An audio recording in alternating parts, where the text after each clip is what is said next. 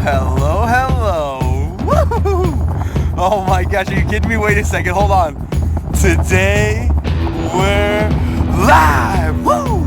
Oh yeah, today's vlog is live. Super excited about today. I hope you guys are as well. Hope you're doing something you're passionate about. Hope you're hanging out with people who make you that much more passionate. Clayton Jensen here, and today's vlog, as you heard from before, is live. If you haven't already, after this video, swing on over, check out yesterday's vlog. We discussed relationship dynamics. How the dynamics of every relationship will change, and we shouldn't attempt to be just like every other relationship. That being said, the principles of love and respect never should change. So swing on over after this video, check it out. I'd love to hang out with you a little bit more. Thought that'd be a great time. Today's topic we'll be discussing fear stops us. How our natural inclination, the most human characteristic that we have, to go against fear, to disallow for the bad things in life to hurt us, and that's what fear is there for, to tell us, wait, here's danger, wait, don't do this, wait, don't do that. But in doing so, in listening to that fear, we are unable to do the things that we most want to in life. We are genetically designed to avoid danger. It's the truth from the very beginning. From the cavemen and the cave women. They were attempting not to be eaten by the dinosaurs, by the saber-toothed tigers. And it was fear that allowed them to stay alive, allowed them to continue to breed and to continue to evolve the human race. But in doing so, there's also the negative side effect. Anytime we see fear, we've got that instant fight or flight mentality. Do we stay and fight or do we run? Fear can overtake us and positively save us, and yet at the same time, it can lead us down a road full of negativity.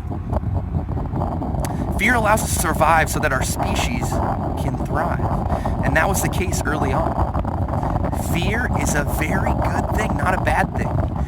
The problem is when we try to live life assuming that there is no fear, assuming that we can overcome the fear instead of acknowledge that fear. Acknowledging the fear allows us to be able to overcome it. And when we deal with failure, it allows us to get right back up. It goes beyond the fear of physical pain to the mental strain as well. When we don't acknowledge fear, when we say, you know what, I'm not fearful, I can do this. Well, when fear creeps in, when failure happens, we don't know how to deal with the situation because we haven't acknowledged fear. We haven't acknowledged that it's there. We haven't acknowledged that failure is a part of life, is a part of starting a business, is a part of making this world a better place. Fear is what stops us. Amazing entrepreneur and best-selling author Seth Godin articulates this in his idea of the lizard brain. Yep, I said lizard brain. I know it sounds a little crazy, but stick with me here. Seth argues that the lizard brain is eternally vigilant, trying to keep people from noticing you, which is dangerous. The lizard brain hates failure, and thus it hates creativity or the launch of anything that might make a fuss, which again can lead to failure. What is the lizard brain? That's the initial thought process that we have as human beings to protect ourselves, to stay safe. But in doing so, in attempting to stay safe, our lizard brain tells us not to go out and try new things. Tells us to stay seated, stay in a comfortable position. There is no reason to go out into the world because there's only failure that we're going to face. And when we do that, we live such an unhealthy life. We need to ensure that each day we acknowledge failure because we know it's going to be there. Homer Simpson once said, effort is the first step towards failure. Some pretty negative words. I mean, who doesn't love Homer Simpson? I mean, just talking about him, I feel like a donut right now. But how great is that idea? Effort is the first step towards failure. And even though we may not all acknowledge it, that is the truth. We think, man, I want to do that thing, but all the effort I got to put in, the potential chance at failure, man, I'm going to look bad, I'm going to feel bad. Maybe I should just continue to do what I'm doing. Maybe I should just continue to go to my job each and every day, just continue to go to school every day, and not think about why am I doing it? what is the bigger purpose? How are other people around me gaining from what I do? Or is it just for me? Each day am I just going to work to raise the corporate ladder, to make myself happy, to make money?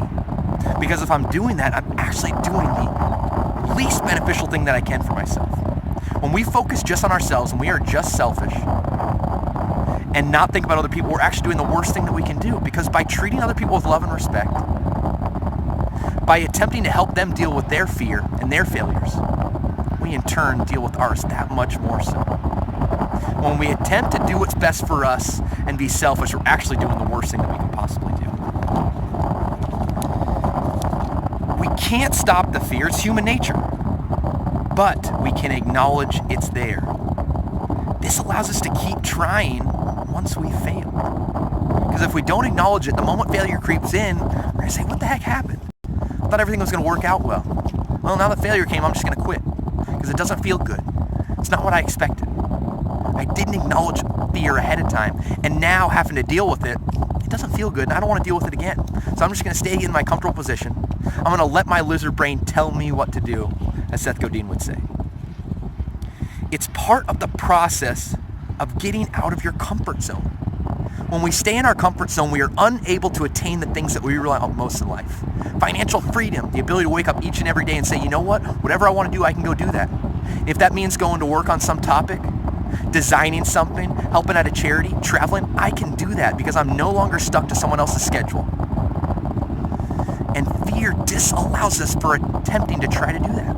Because we see so many other people around us doing the same thing, letting fear decide their lives, letting fear decide their decision-making process, and they're not acknowledging fear. Look, it's always going to be there. It always will. But when we acknowledge it, we're able to deal with failure. We're able to realize that failure is just part of the process of life, part of the process of building a business, so that when it doesn't work that first time, we try something new. We keep going and we don't stop because we realize it's not just about what's best for us. It's what's best for those around us and best for our community as a whole. When we stop thinking about just ourselves, we actually do what's best for ourselves. I know, it sounds a little crazy, but it's the truth. When we want to be comfortable, this stops us from being comfortable. Doesn't that sound crazy? Wanting to be comfortable actually stops us from being comfortable because the moment that we let fear creep in, the moment that we don't acknowledge that fear and we want to stay comfortable, we don't want to try something new, we actually are creating even more uncomfort because we're not fulfilling our dreams and we're having even less time to do the things that we like to do. Because by sitting there, by being comfortable, we are not attempting to make our lives better. Doesn't mean that we shouldn't take time to relax. We definitely need that. We all do. But is it important that we don't allow that feeling of wanting to be comfortable to stop us from trying to get outside that comfort zone? It is that comfort zone that we've lived in for so long that we need to push past. We need to push past that comfort zone of public speaking, of attempting to start a business, of attempting to get a new job, attempting to ask out that individual that we're, fearful because they're going to say no. But when we start to realize that acknowledging fear and realizing it's always going to be there, that's when we can make a big difference. That's when we can make a big change. Seth Godin says, when we deny our fear, we make it stronger. We can't deny our fears. We can't deny that they're there. We can't deny that there's certain things we hope don't happen to us. The fear of death, the fear of pain, the fear of heartache.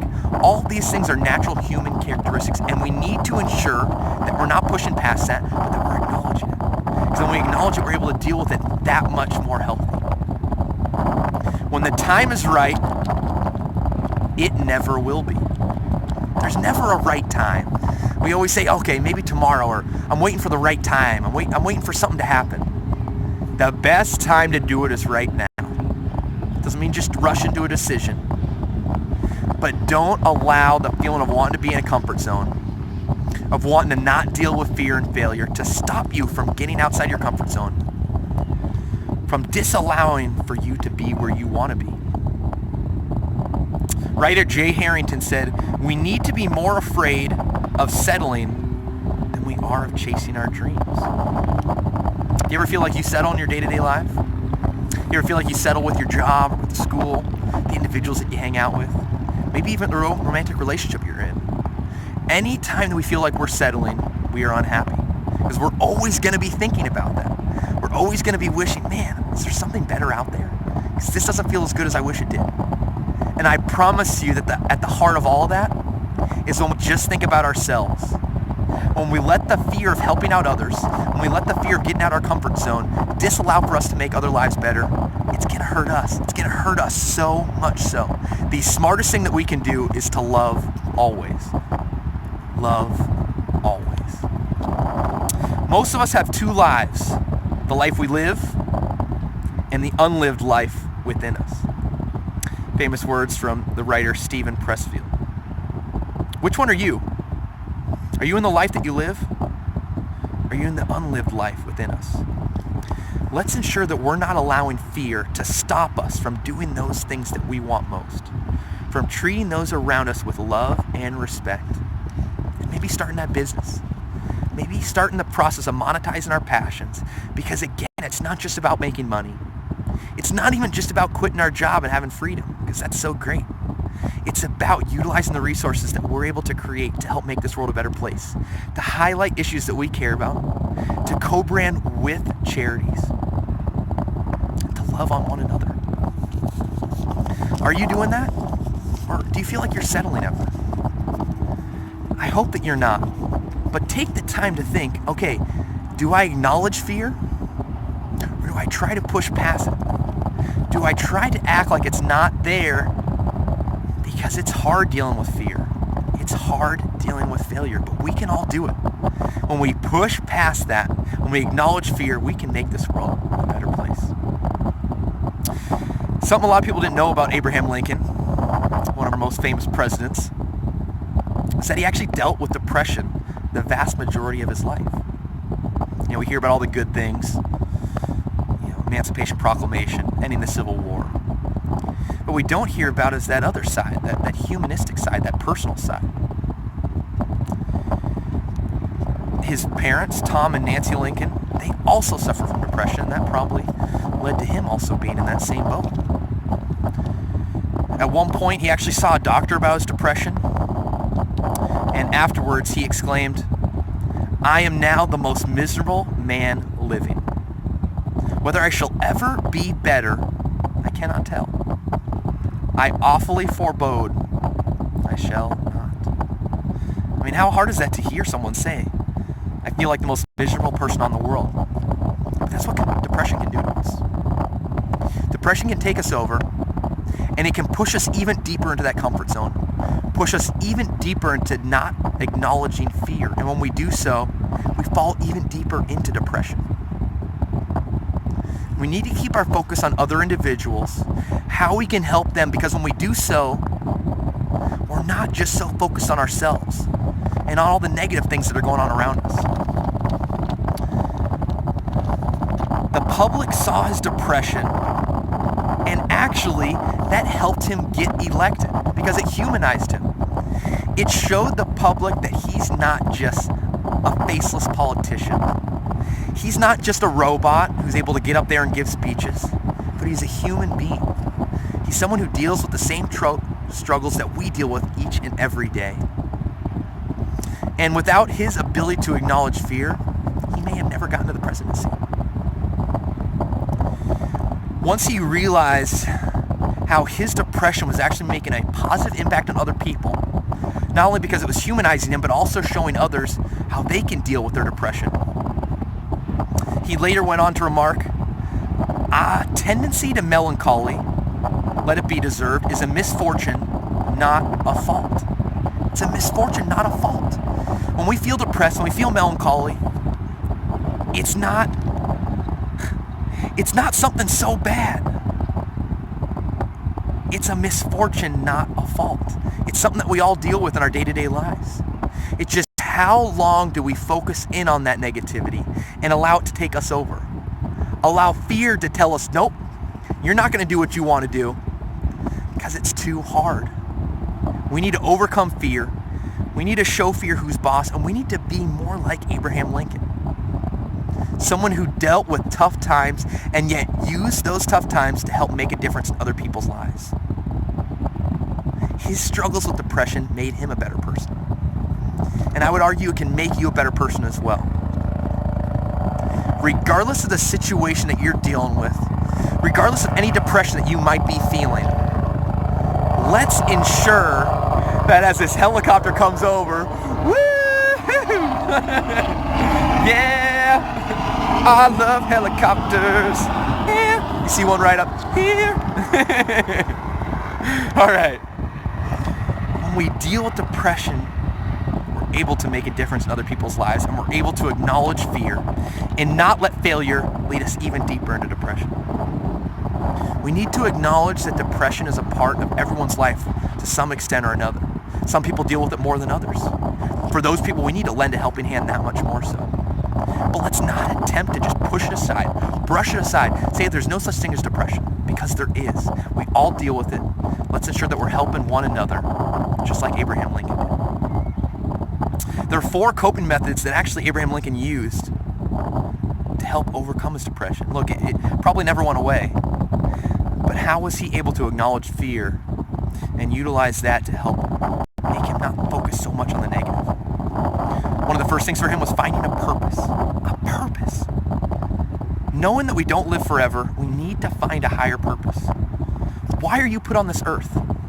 I guarantee it's not just to work a job. I guarantee you it's not just to make money or just to focus on ourselves.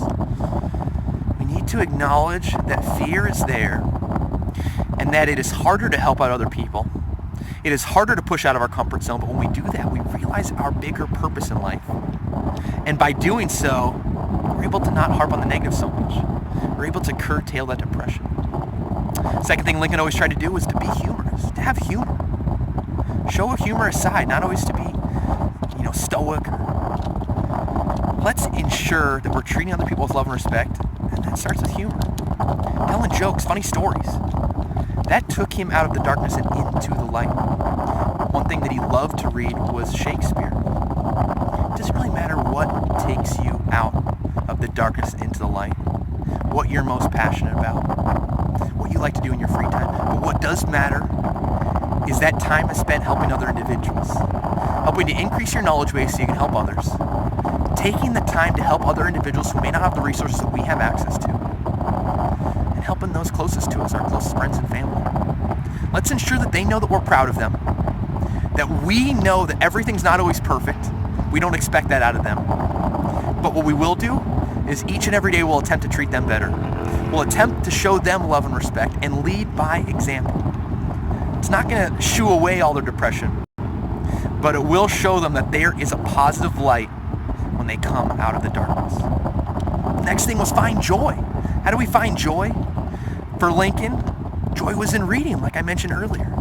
Shakespeare and many other books. We need to ensure that we're not just so focused on our job and on maintaining life, on paying our bills. We need to find joy. And if it's impossible for you to do that while you're your job, then we need to find another job for you. We need to at least start working to monetize your passions on the side so that one day you won't be in that job anymore. And look, let's even say that you love your job, that you really enjoy what you do each and every day. I will still argue that you don't want to do that every day.